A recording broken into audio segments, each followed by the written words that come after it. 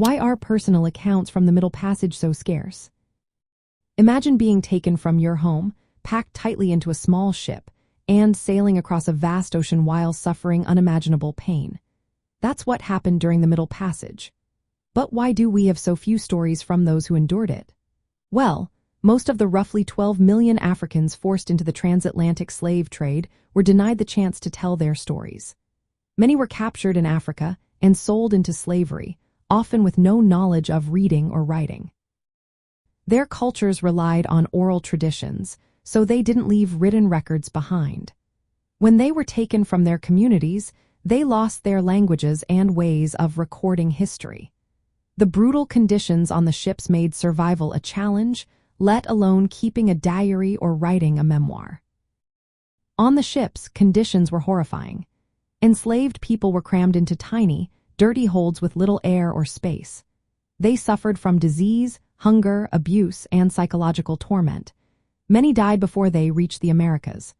Those who survived were sold into slavery with no resources or freedom to share their experiences. The traders and captors kept control of the story, recording only numbers, ages, and prices. They saw the Africans as cargo, not as human beings with stories. This systemic suppression meant most voices of the Middle Passage were lost or filtered through the perspective of Europeans and Americans involved in the trade. One rare exception is Olaudah Equiano, an Igbo man who survived the voyage. He later wrote an autobiography describing his journey and the horrors he faced. His account is precious because it gives an African perspective on the Middle Passage and the system of slavery. His story helps us understand what it was like from the viewpoint of someone who lived through it. The scarcity of personal stories highlights how African voices were deliberately silenced during this dark chapter of history.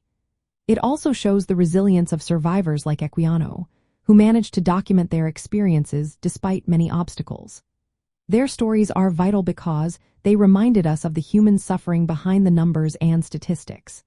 They serve as powerful tools in the ongoing fight for recognition, justice, and the preservation of Black history. In the end, most personal accounts from the Middle Passage are rare because enslaved Africans were kept illiterate, faced brutal conditions that limited survival and expression, and had their stories controlled by those in power. The few that do exist are precious because they give voice to those who endured unimaginable suffering and resistance. Their narratives help us remember and honor their humanity in a history that too often tried to erase it.